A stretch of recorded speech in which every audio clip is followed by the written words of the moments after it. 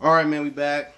Mercy Sports Talk in the building. Appreciate everybody for checking in. Make sure you hit that subscribe button, bell icon button, share the video, and let's talk a little bit about Zach LaVine. Zach LaVine name is being thrown out there in multiple trade rumors. I think one of the teams trying to get him is Brooklyn.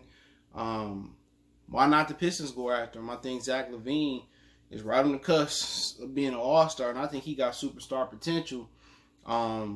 It's been a lot of talks about getting Derrick Rose to Chicago, maybe Blake Griffin going to Chicago. I'll call Chicago and try to do a Zach LaVine deal. Now, do they want to deal Zach LaVine in a division? Probably not, but nobody thought that the Milwaukee Bucks would deal Brogdon in a division to the Indiana Pacers. But I think the Pistons need to think hard about this, man, because I think Zach LaVine is an all-star, ready to bubble. Maybe we can get more out of him on the defensive end, or Chicago can get more out of him on the defensive end. Excuse me. But just the way he be hooping, dog, we had guy like Jerry Stackhouse that put up those video game type numbers like Zach LaVine, and obviously he was part of the turnaround of Detroit getting traded, to the Wizards for Rip Hamilton.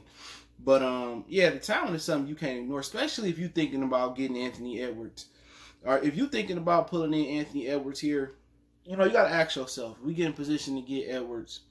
Is Edwards going to be better than LaVine is right now? And I think that's a respectable question because LaVine is an efficient scorer. From what I've seen, at least when he's hot, he can get to the rim. He can play above the rim. He rebounded from a knee injury. He shoot the ball well. I just think the next step in his process is probably facilitating a little bit better and defending, stepping his defense up a little bit better. But I just think I probably may take Zach LaVine over a nice number of prospects in this draft. You know what I'm saying? So what I think about trading that lottery pick for Zach LaVine, it's definitely on the table, especially if you can get, something from Chicago that also can help you. I would consider trading that whatever pick it is, especially if it's 5 or 6 or 7. I definitely would consider trading that lottery pick straight up for Zach LaVine. All right, if it came down to him or LaMelo Ball, we got to have that conversation about it as well too. But I think you're getting a known commodity when you get Zach LaVine. He right there to being an all-star. And also, if you still want to get a point guard, you still can trade back into the end of the first round or the middle of the first round. I like that kid out of France who had an injury. Pascal Siakam, Sayoko Diambo. He's cool with him.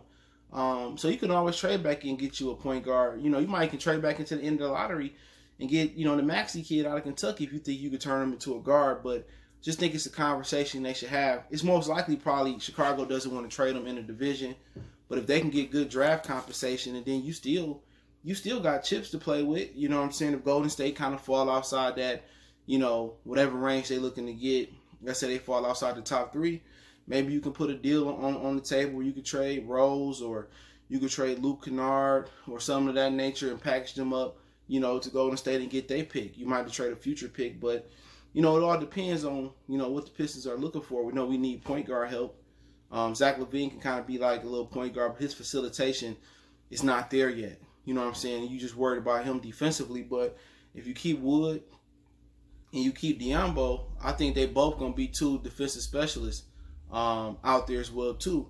And also, if you find a point guard that can defend, and also you still can trade for Spencer Dinwiddie. What's funny is Spencer Dinwiddie's name is probably being thrown in the Zach LaVine sweepstakes, but then again, they got Kobe White over there. So I don't know why, they would take on Spencer Dinwiddie unless it's a 3-team deal. But you could turn around in Brooklyn and try to get Spencer Dinwiddie, pair him with Zach LaVine in the backcourt, still retain Diambo, Christian Wood, and you could be ready to go.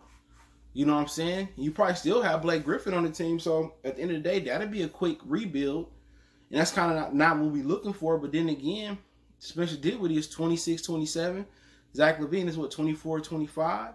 Diambo is still he'll be 20 this season. Christian Wood is still around 26. So you're still fairly young, and I think that team, depending on how well Dwayne Casey can coach, that team might be a playoff team. You'll probably be losing Rose and Luke Kennard and some of those guys. But once again, also one of the things is, can you obtain the rights to Brandon Ingram? You know what I'm saying? Then if you can get Brandon Ingram in that mix, that'd be beautiful. But I think New Orleans, they cheap. But I think they may match that offer for Brandon Ingram. You might have to sign a trade to get Brandon Ingram. But If you could throw Ingram in there, the Pistons might become the sexy team in the East, but I still have questions about, leadership from the head coaching position. But back to Zach LaVine, I just think it's just too good to pass up on him. You know what I'm saying? I just think it's too good. I think his contract ain't too bad. He can put the ball in the hole. And if you can swing a deal for Zach LaVine without giving up the draft pick, then, you could pair him with, whoever you want, the point guard out of Iowa State. You could pair him with LaMelo Ball. You could pair him with Cole Anthony. You know what I'm saying? You have a nice little, backcourt for a long time to come. I just think Zach LaVine is a flat-out stud. You know what I'm saying? I understand why Brooklyn is trying to pair him with Kyrie and KD. And then he has the potential to be a really good lockdown defender. So if you got a coach that's going to come in and push him to lock down on both on the other end, you know what I'm saying? You might be looking at a superstar. His talent is superstar potential. You know what I'm saying? I think he got the ability to be one of the better two-way players in the league. And I think he got the ability to be, a top 10 player in this league. Some people got Jimmy Butler in the top 10. You know what I'm saying? I think he could be just as good as Jimmy Butler. I think offensively, he's more talented than Jimmy Butler right now. What sets Jimmy Butler apart is defensively.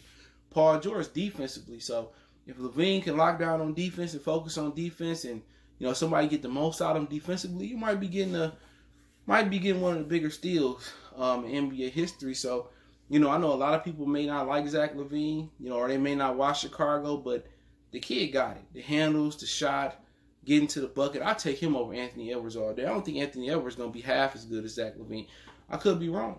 What I've seen about Anthony Edwards, I'm just not impressed. He's one of my prospects I really don't like coming out. One of the few I have seen I don't like. But then again, you do want to build this thing where it has the longevity. Not where they're going to be good for a 5 or 7 year span.